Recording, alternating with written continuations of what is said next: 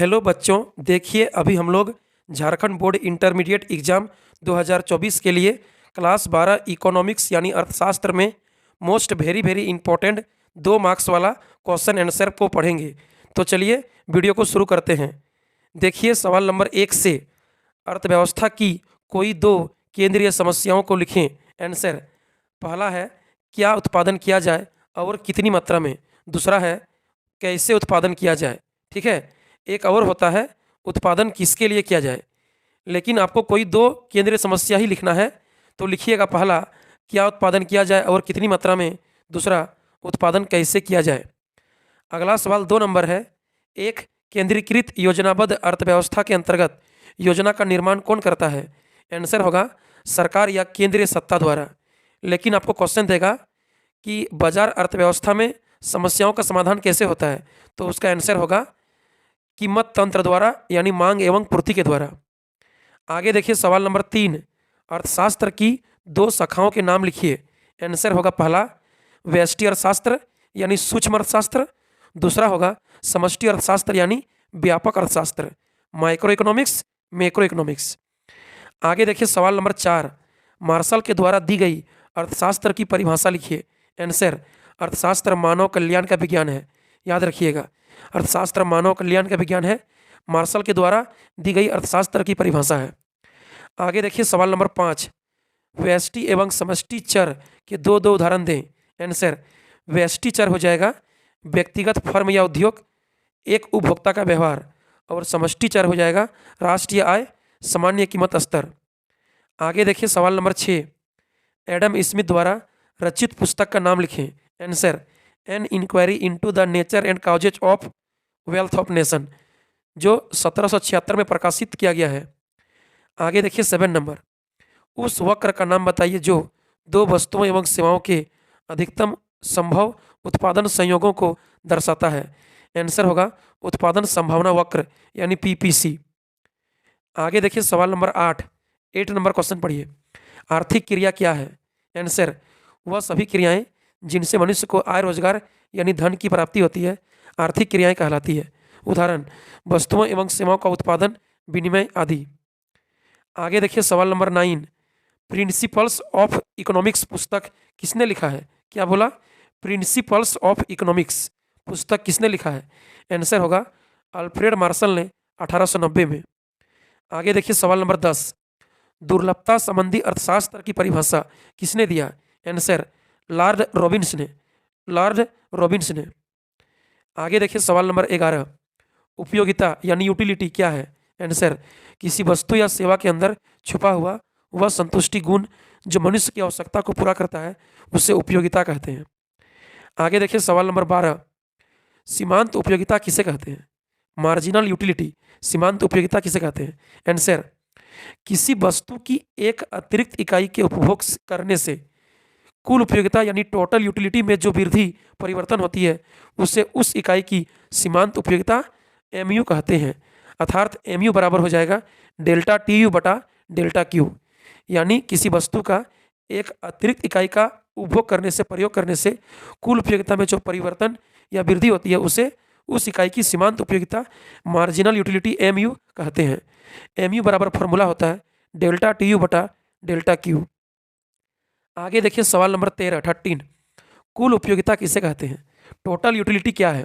Answer किसी वस्तु की विभिन्न इकाइयों के उपभोग से प्राप्त सीमांत उपयोगिता यानी एमयू के कुल जोड़ को कुल उपयोगिता टीयू कहते हैं। अर्थात टोटल यूटिलिटी बराबर सिग्मा मार्जिनल यूटिलिटी यानी टीयू बराबर सिग्मा एमयू। आगे देखिए 14 नंबर क्वेश्चन उपयोगिता की गणनावाचक धारणा एवं क्रमवाचक सिद्धांत के प्रतिपादक कौन है। आंसर उपयोगिता का गणनावाचक धारणा दिया है अल्फ्रेड मार्शल ने और क्रमवाचक सिद्धांत दिया है हिक्स एवं एलन ने। आगे देखिए सवाल नंबर 15 मांग क्या है, डिमांड किसे कहते हैं। आंसर किसी वस्तु की वह मात्रा जिसे कोई क्रेता एक निश्चित समय एवं कीमत पर खरीदने के लिए तैयार होता है उसे मांग कहते हैं। आगे देखिए सवाल नंबर 16 सामान्य वस्तु किसे कहते हैं। आंसर ऐसी वस्तु जिसकी मांग उपभोक्ता की आय बढ़ने से बढ़ती है और उपभोक्ता की आय घटने से घट जाती है उसे सामान्य वस्तु कहते हैं। यानी ऐसी वस्तुओं में उपभोक्ता की आय एवं मांग के बीच धनात्मक संबंध पाया जाता है। आगे देखिए सवाल नंबर 17 घटिया या निम्न कोटि की वस्तु क्या है? क्या बोला? घटिया या निम्न स्तरीय वस्तु क्या है? आंसर, ऐसी वस्तु जिसकी मांग उपभोक्ता की आय बढ़ने से घटती है और उपभोक्ता की आय घटने से बढ़ जाती है उसे घटिया या निम्न स्तर या निम्न कोटि की वस्तु कहते हैं। यानी ऐसी वस्तुओं में उपभोक्ता की आय एवं मांग के बीच ऋणात्मक नेगेटिव संबंध पाया जाता है, जैसे मोटा अनाज, मोटा कपड़ा आदि। आगे देखिए सवाल नंबर 18 मांग की कीमत लोच निकालने का सूत्र लिखें। आंसर, ईडी यानी इलास्टिसिटी ऑफ डिमांड, मांग की कीमत लोच ईडी बराबर delta Q by delta P भागा पी बटा क्यू। आगे देखिए सवाल नंबर 19 गॉसन का प्रथम एवं द्वितीय नियम क्या है? आंसर, गॉसन का प्रथम नियम है घटती सीमांत उपयोगिता नियम यानी सीमांत उपयोगिता ह्रास नियम, और द्वितीय नियम है सम सीमांत उपयोगिता नियम, जिसको प्रतिस्थापन का नियम भी कहते हैं। आगे देखिए सवाल नंबर 20 बजट रेखा का ढाल एवं समीकरण लिखिए। बजट रेखा का ढाल होता है ढाल बराबर माइनस पी एक्स बटा पी वाई, यानी एक्स वस्तु का प्राइस बटा वाई वस्तु का प्राइस, पहला वस्तु का प्राइस बटा दूसरा वस्तु का प्राइस, इसको माइनस P1 बटा P2 भी कहते हैं। और समीकरण होता है P1 into x plus P2 into y बराबर एम। आगे देखिए सवाल नंबर 21 कुल उत्पाद से क्या तात्पर्य है? आंसर, एक निश्चित समय में उत्पत्ति के सभी साधनों के प्रयोग से उत्पादित हुए वस्तुओं की कुल मात्रा को कुल उत्पादन कहते हैं। आगे देखिए 22 सीमांत उत्पाद से क्या तात्पर्य है? आंसर, किसी परिवर्तनशील साधन यानी लेबर के एक अतिरिक्त इकाई का प्रयोग करने से कुल उत्पादन में जो वृद्धि या परिवर्तन होता है उसे उस इकाई का सीमांत उत्पादन कहते हैं। अर्थात एमपी बराबर delta TP by delta L, यानी मार्जिनल प्रोडक्शन बराबर टोटल प्रोडक्शन में चेंज बटा लेबर में चेंज। आगे देखिए सवाल नंबर 23 औसत उत्पाद से क्या तात्पर्य है? आंसर, एक परिवर्तनशील साधन के प्रति इकाई उत्पादन की मात्रा को औसत उत्पादन कहते हैं। यानी एक लेबर के प्रति इकाई उत्पादन की मात्रा को औसत उत्पादन कहेंगे। अर्थात average production equal to total production बटा लेबर, एपी बराबर टीपी बटा एल। आगे देखिए 24 नंबर क्वेश्चन 24 लागत से आप क्या समझते हैं? लागत किसे कहते हैं? कॉस्ट क्या है? आंसर, किसी वस्तु के उत्पादन प्रक्रिया में उत्पत्ति के साधनों पर किए गए कुल खर्चों को लागत कहते हैं। यानी मशीन पर, बिल्डिंग पर, लेबर पर, कच्चे माल पर जो खर्च हुआ उसको लागत कहेंगे। यानी लागत उत्पादन की मात्रा पर निर्भर करती है और उत्पादन बढ़ने पर लागत भी बढ़ती है, यानी खर्च बढ़ती है।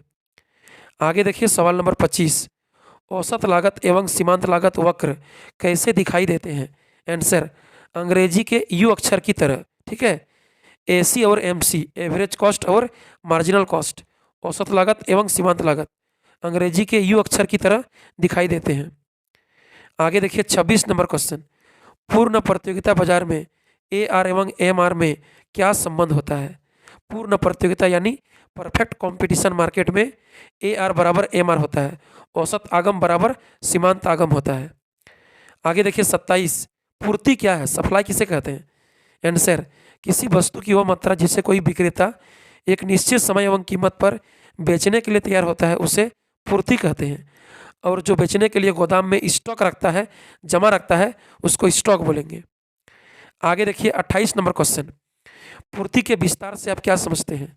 आंसर, अन्य कारकों के स्थिर रहने पर जब केवल वस्तु की कीमत बढ़ने के कारण उसकी पूर्ति बढ़ती है तो उसे पूर्ति का विस्तार कहते हैं। क्या बोला? पूर्ति का विस्तार क्या है? अन्य कारकों के स्थिर रहने के कारण जब केवल वस्तु की कीमत बढ़ने के कारण उसकी पूर्ति बढ़ती है तो उसको पूर्ति का विस्तार कहेंगे। आगे देखिए 29 नंबर क्वेश्चन पूर्ति में वृद्धि क्या है? पूर्ति में वृद्धि किसे कहते हैं? आंसर, कीमत को छोड़कर जब अन्य कारकों जैसे तकनीक, फर्मों की संख्या, साधनों की कीमत आदि के कारण वस्तु की पूर्ति बढ़ती है तो उसे पूर्ति में वृद्धि कहते हैं। इसमें वर्तमान कीमत पर ही पूर्ति वक्र दाएं ओर खिसक जाती है, यानी वृद्धि हो जाती है। आगे देखिए सवाल नंबर 30 पढ़िए। अल्पकाल में एक फर्म की औसत लागत, औसत स्थिर लागत एवं औसत परिवर्तनशील लागत से किस प्रकार संबंधित होती है? आंसर, औसत लागत बराबर औसत स्थिर लागत प्लस औसत परिवर्तनशील लागत होता है। याद रखिएगा, average cost equal to average fix cost plus average variable cost होता है। औसत लागत बराबर औसत स्थिर लागत जोड़ औसत परिवर्तनशील लागत होता है। AC बराबर AFC जोड़ AVC। आगे देखिए सवाल नंबर 31 औसत लागत क्या है? एवरेज कॉस्ट किसे कहते हैं? आंसर, किसी वस्तु की प्रति इकाई उत्पादन की लागत को औसत लागत कहेंगे। अर्थात औसत लागत बराबर कुल लागत भागा उत्पादन की मात्रा। ठीक है, औसत लागत एवरेज कॉस्ट इक्वल टू कुल लागत यानी टोटल कॉस्ट भागा उत्पादन की मात्रा यानी क्वांटिटी। AC बराबर TC बटा Q। आगे देखिए 32 नंबर क्वेश्चन 32 एक वस्तु की पूर्ति कब लोचदार होती है? कब लोचदार कहलाती है? उत्तर, जब वस्तु की पूर्ति में आनुपातिक परिवर्तन उसकी कीमत में आनुपातिक परिवर्तन से अधिक होती है, यानी पूर्ति की लोच एक से अधिक होती है, तब वस्तु की पूर्ति लोचदार कहलाती है। आगे देखिए 33 नंबर क्वेश्चन 33 उत्पादक के संतुलन से क्या तात्पर्य है? उत्पादक कब संतुलन में होता है? आंसर, जब एक उत्पादक को अधिकतम लाभ की प्राप्ति होती है तो वह संतुलन की अवस्था में होता है। क्या बोला? जब एक उत्पादक को फर्म को अधिकतम लाभ मैक्सिमम प्रॉफिट की प्राप्ति होती है तो वह संतुलन की अवस्था में होता है। यानी अधिकतम लाभ के लिए फर्म का कुल आगम टोटल रेवेन्यू एवं कुल लागत टोटल कॉस्ट के बीच का अंतर अधिकतम होना चाहिए। आगे देखिए 34 नंबर क्वेश्चन 34 उत्पादक कौन है? प्रोड्यूसर उत्पादक किसे कहते हैं? आंसर, उत्पादक एक आर्थिक एजेंट है जो उत्पत्ति के साधनों को एकत्रित करके अधिकतम संभव लाभ अर्जित करने के उद्देश्य से वस्तुओं का उत्पादन करता है। ठीक है, उत्पादक क्या है? एक आर्थिक क्रिया करने वाला आर्थिक एजेंट है जो विभिन्न उत्पत्ति के साधनों को एकत्रित करता है नया वस्तु का उत्पादन करने के लिए। ठीक है, अधिकतम संभव लाभ अर्जित करने के उद्देश्य से उत्पादक वस्तुओं का उत्पादन करता है। आगे देखिए 35 नंबर क्वेश्चन संतुलन कीमत क्या है? इक्विलिब्रियम प्राइस संतुलन कीमत क्या है? आंसर, वह कीमत जिस पर किसी वस्तु की मांग एवं पूर्ति एक दूसरे के बराबर होती है उसे संतुलन कीमत कहा जाता है। ठीक है, संतुलन कीमत पर बाजार में वस्तु की मांग यानी डिमांड एवं वस्तु की पूर्ति यानी सप्लाई खरीद बिक्री एक दूसरे के आपस में बराबर होती है। आगे देखिए 36 नंबर क्वेश्चन एक कीमत स्वीकारक पूर्ण प्रतियोगिता बाजार में फर्म की बाजार कीमत औसत आगम एवं सीमांत आगम में क्या संबंध होता है? आंसर, पूर्ण प्रतियोगिता में बाजार कीमत यानी प्राइस इक्वल टू औसत आगम यानी एवरेज रेवेन्यू इक्वल टू सीमांत आगम यानी मार्जिनल रेवेन्यू होता है। ठीक है, पूर्ण प्रतियोगिता में प्राइस बराबर AR बराबर MR होता है। आगे देखिए 37 नंबर क्वेश्चन 37 इकाई के बराबर पूर्ति लोच प्रकट करने वाले रेखाचित्र बनाइए। देख लीजिए, जो पूर्ति वक्र मूल बिंदु से होकर ऊपर उठेगा उसकी लोच इकाई के बराबर होती है। ठीक है, आगे देखिए 38 नंबर क्वेश्चन 38 बाजार में कीमत को निर्धारित करने वाली दो शक्तियां लिखें, वस्तु की मांग एवं वस्तु की पूर्ति, डिमांड एवं सप्लाई। आगे देखिए 39 नंबर 39 भारत सरकार प्रत्येक वर्ष किन वस्तुओं की कीमत निर्धारित करती है? आंसर, कृषि वस्तुओं की न्यूनतम समर्थन कीमत यानी MSP। ठीक है, मिनिमम सपोर्ट प्राइस कृषि वस्तुओं की न्यूनतम समर्थन कीमत भारत सरकार प्रत्येक वर्ष कीमत तय करती है। आगे देखिए 40 नंबर अधिमांग क्या है? अधिमांग यानी एक्सेस डिमांड क्या है? आंसर, जब बाजार कीमत सामान्य कीमत से कम होता है तब बाजार में वस्तु की अतिरिक्त मांग होती है, डिमांड होती है, जिसे अधिमांग कहते हैं।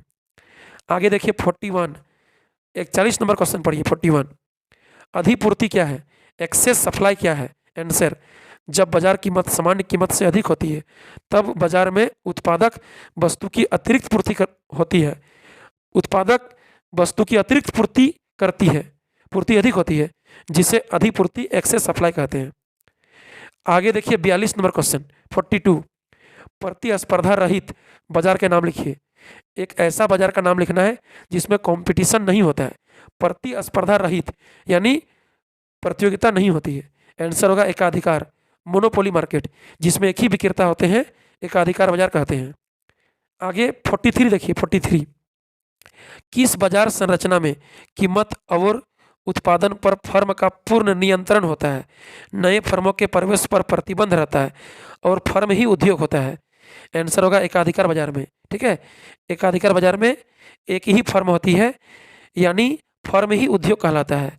नए फर्मों के प्रवेश पर प्रतिबंध रहता है। ठीक है, और कीमत और उत्पादन पर फर्म का पूर्ण नियंत्रण कंट्रोल होता है। अकेला फर्म होता है, इसीलिए एकाधिकार मोनोपोली मार्केट में होगा ऐसा। आगे देखिए 44 अल्पाधिकार बाजार क्या है? Oligopoly market. अल्पाधिकार बाजार क्या है? आंसर ऐसा बाजार जिसमें किसी वस्तु के कुछ विक्रेता होते हैं, उसे अल्पाधिकार बाजार कहते हैं। आगे देखिए सवाल नंबर 45 नंबर क्वेश्चन को पढ़िए। द्विअधिकार बाजार की परिभाषा दें। द्विअधिकार बाजार क्या है? आंसर ऐसा बाजार जिसमें किसी वस्तु के केवल दो विक्रेता होते हैं, उसे द्विअधिकार बाजार कहते हैं। ठीक है, जिसमें केवल दो ही विक्रेता होगा उसको बोलेंगे डायपोली मार्केट। डायपोली मार्केट, द्विअधिकार बाजार। आगे देखिए सवाल नंबर 46 पढ़िए। विक्रय लागत क्या है? विक्रय लागतें क्या है? आंसर ऐसी लागत जो वस्तु की बिक्री को बढ़ाने के लिए विज्ञापन यानी प्रचार प्रसार पर खर्च की जाती है, उसे विक्रय लागत कहते हैं। आगे देखिए 47 वस्तु विभेद क्या है?